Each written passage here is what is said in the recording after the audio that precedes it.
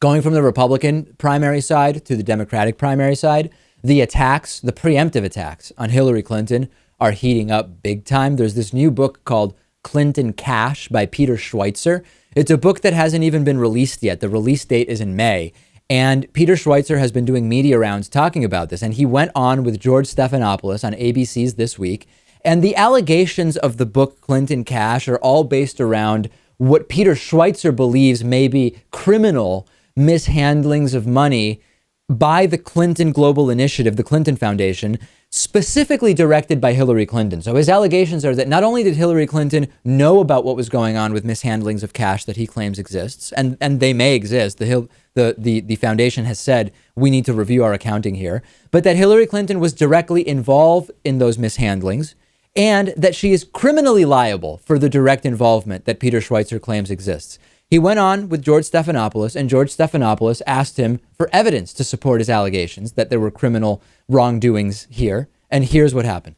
Do you have any evidence that a crime may have been committed? Well, I think it's, if you look at a couple of recent examples, for example, Governor McConnell down in Virginia, or you look at Senator Menendez, in these cases, you didn't have evidence of a quid pro quo. What you had was funds flowing to elected officials, some of them gifts, some of them campaign contributions, and actions that were being taken by those public officials that seemed to benefit the contributors. Certainly, I think it warrants investigation. What that investigation will investigation? Well, we'll see. I mean, that's what the Governor McConnell has faced, and that's what Menendez has faced. And I think the evidence here is far more widespread in terms of repeated action than there were in those two instances. As you know, the Clinton campaign says you haven't produced a shred of evidence that there was any official action as secretary that supported the interests of donors. We've done investigative work here at ABC News, found no proof of any kind of direct action. And an independent government ethics expert, Bill Allison of the Sunline Foundation, wrote this. He said, there's no smoking gun, no evidence that she changed a policy based on donations to the foundation. No smoking gun. Is there a smoking gun? Yes, the smoking gun is in the pattern of behavior. And here's the... Yeah, so no evidence, right? And then George Stephanopoulos tries again to figure out, okay, well, you identify a pattern, but pattern or not, is there actually any evidence that Hillary Clinton was even directly involved with these donations, which themselves may or may not have been handled improperly?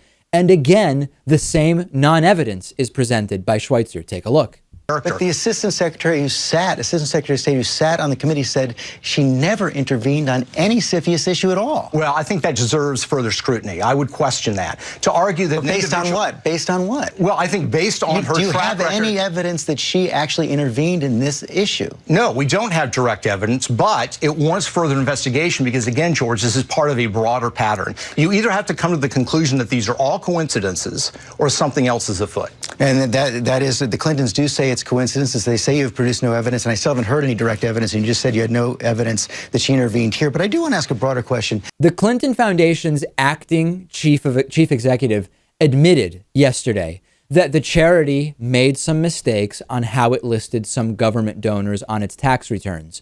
To skip ahead and say Hillary Clinton knew about it, was directly involved, and actually acted criminally is an assertion that completely fell apart during this interview. And this may be, Lewis, the beginning of a sort of Koch-funded style thing, right-wing propaganda, similar to the Swift boat lies around John Kerry. And I wouldn't be surprised if it gets going this early, because it's very clear that the right sees Hillary as a pretty strong opponent. She will be their strongest opponent, regardless of who enters the race. She will be the strongest opponent. And yeah, is this Benghazi part 2? Is this the next big thing? I predict that Benghazi will make a return. And this, I'm not sure Americans care as much about this as some people would like to think. I think you're definitely right that Benghazi attack ads are definitely going to be more visually compelling, titillating, and they're also going to have simpler messaging, where here the explanation of the pseudo non-scandal is more complex. Well, there were these government donations to the Clinton Foundation, and Hillary Clinton was involved, but we don't exactly know how. But in other times, there's been these patterns that can be identified, right? It's not as simple of a story, and usually the right-wing attacks depend on being super simple and visually compelling. At the same time, this is newer, and Benghazi may, I'm hoping anyway, will fall by the wayside because it's been a while. But you're right that there will probably be attempts to bring it back. Yeah, there's a lot of nuance in this story, and you lose people. Well, like with the email thing, there was some nuance there. I don't think it was that complicated, but we're no longer hearing about that. If we're wrong, tweet us, twitter.com/David Pakman Show.